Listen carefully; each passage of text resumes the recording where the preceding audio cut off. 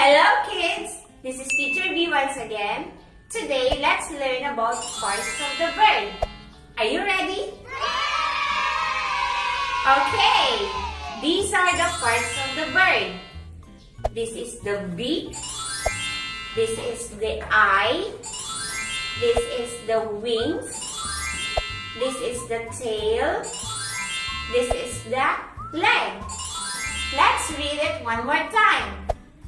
Beak, Beak, eye, wings, tail, leg. Very good! I hope you learned something today about parts of the bird. That's all for today. See you next time.